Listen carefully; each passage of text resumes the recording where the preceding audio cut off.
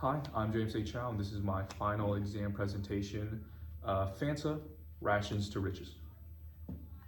Starting off with the table of contents, we will go over 5 main categories. Number 1 being the introduction, the Coca-Cola legacy.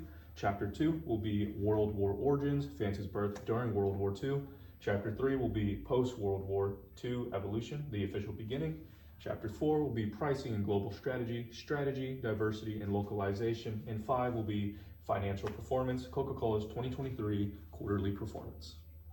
Chapter number 1, introduction, the Coca-Cola legacy. About Coca-Cola and Fanta.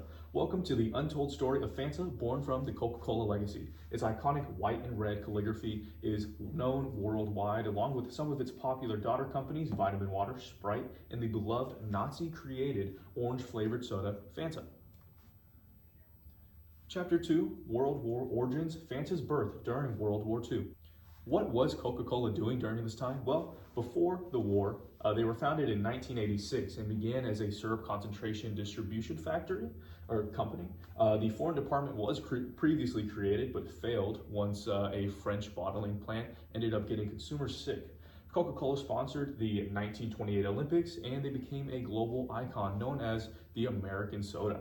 Ray Riveting Powers was an American expatriate who took on the role of being kind of like a manager of the German subsidiary, and Coca-Cola profited greatly because, come to find out, Ray was an excellent marketing person. Remember him, he'll come up very soon. During the war, in World War II, all Coca-Cola syrup from America was halted due to the Trading with the Enemy Act of 1917.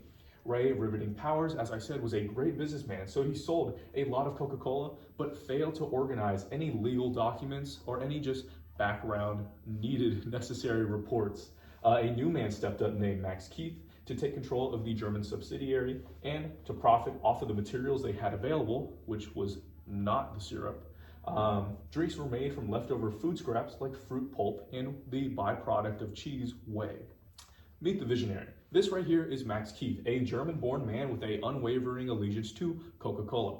He told his marketing team to explore new fantasies, which was the origin of the name Fanta, using food scraps. He worked with Nazi Germany to gain a position of power where he would oversee any Coca-Cola plants in areas taken over by Adolf Hitler in the Third Reich.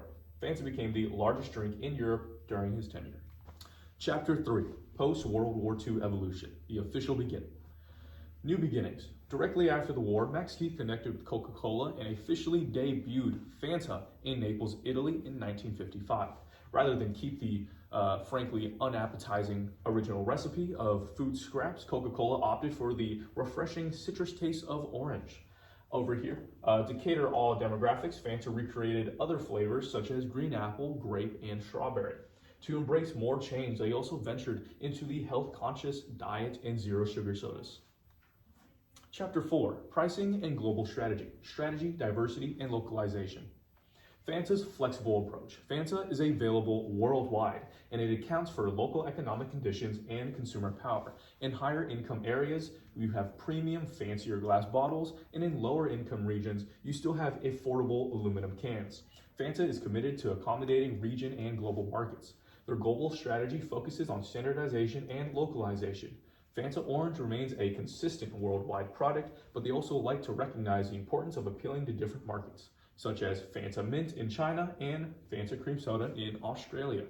Now, let's do a quick recap of the timeline events. In 1923, from 1923 to 1928, the Coca-Cola Company creates their foreign department, and their products get global recognition from sponsoring the Olympics. In 1933, Max Keith takes over a very unorganized German Coca-Cola subsidiary from Ray Riveting Powers during World War II and creates Fanta due to a lack of syrup from America due to the war.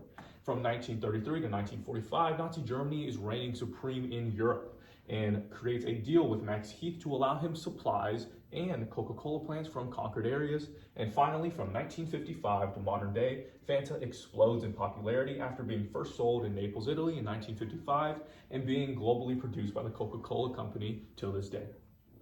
Finally, financial performance. Coca-Cola's 2023 financial performance. Here, the company is Coca-Cola, and as a brand, like I said previously, the Coca-Cola company has many things, including the Fanta brand itself. So this number is not just Fanta, but it also includes other companies such as Vitamin Water and Sprite. But as a total, the Coca-Cola company has made $45.030 billion within 2023. If we're looking at their quarterly performance, in my paper I had wrote about their Q2 performance, but now that it's reaching the end of the year, we have a newer quarterly performance. Their net revenue has increased by 8%, their organic revenue has increased by 11%, and their performance increased by 9%. Their operating margin, surprisingly, the only statistic to actually decline, is down by 0.5% due to an increase in marketing. So due to their marketing, which costed more, they are actually down on operating margins, but I would say it worked because later on we see that their earnings per share is a 9% increase to 0.71, and to non-GAAP products, it is a 7% increase to 74 cents. Their market share actually gained value in non-alcoholic drinks. Coca-Cola does have a alcoholic affiliation with the Jack Daniels company, so that's where the non-alcoholic drinks parts come from. And the greatest increase would be 35% in cash flow to a total of $861 million. In conclusion, the journey of Fanta, from the trash food waste beverage linked to Nazi Germany to the now rebranded refreshing and natural tasting orange soda, is one of great perseverance. They adapted to make their products better quality and attractive globally. Their use of the market is masterful, both a high quality and inexpensive product, and their control over the economic market is unheard of, with analytics proving their successfulness. Here is my works cited, right there. I do have another page right here. And that is all for my presentation. Thank you so much for listening.